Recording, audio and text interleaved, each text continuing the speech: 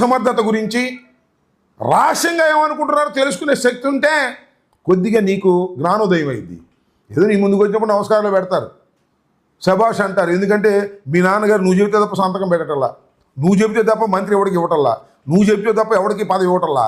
అందువల్ల నీ చుట్టూ తిరిగి భజన చేసే కార్యక్రమం చేస్తున్నారు కాబట్టి ఆ భజన అంతా నిజం అనుకొని కళ్ళు నెత్తికెక్కి ఇష్టం వచ్చినట్టుగా మాట్లాడటం సమంజసం కాదు అని మనవి చేస్తున్నాను. అంతేకాదు మళ్ళీ అంటాడు, రెడ్ బుక్ గురించి మాట్లాడతా,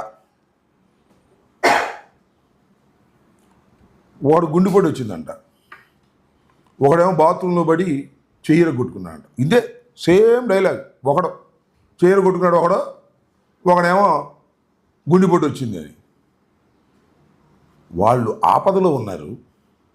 ఒకరు బాత్రూంలో పడి చెయ్యి ఇరిగిపోయింది అనుకోండి, ఒక ఆయనకేమో నిజంగానే గుండెపోటు వచ్చింది, ఆపరేషన్ కూడా చేయించారు. ఈ రెడ్ బుక్ చూసి వచ్చిందంట.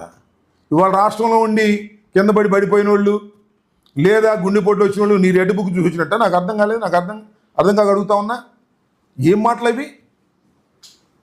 దాన్నే ఒళ్ళు బలిసిన మాటలు అంటున్నాను నేను ఇక్కడ. ఒళ్ళు బలిసి మాట్లాడుతున్నారు మీరు. నారా లోకేష్ గారు కాస్త తగ్గించుకోండి. ఇది సరైనటువంటి విధానం కాదు. ఒక మానవీయ కోణం లేకోకుండా మీరు మాట్లాడుతున్నారు. ఆసుపత్రిలో ఉండి గుండెపోటు వచ్చి ఎవరికైనా వస్తుంది, రేపు నీకు వస్తుంది, ఎల్లుండి నాకు వస్తుంది. ఎవరు చెప్తాడు గుండెపోటు?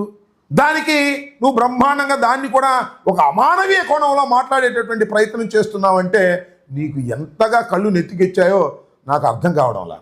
అధికారం శాశ్వతం కాదు. నేను 89లో శాసనసభ్యుడిగా ఎన్నికయ్యా. ఇన్నిసార్లు ఓడిపోయాం, ఎన్నిసార్లు గెలిచాం. అధికారం చూసాం, అధికారం లేని సమయం చూసాం. కానీ నువ్వు మాత్రం అధికారాన్ని చూసి ఏదో వికటాట్టహాసం చేసేటటువంటి కార్యక్రమాలు దయచేసి చెయ్యవద్దు.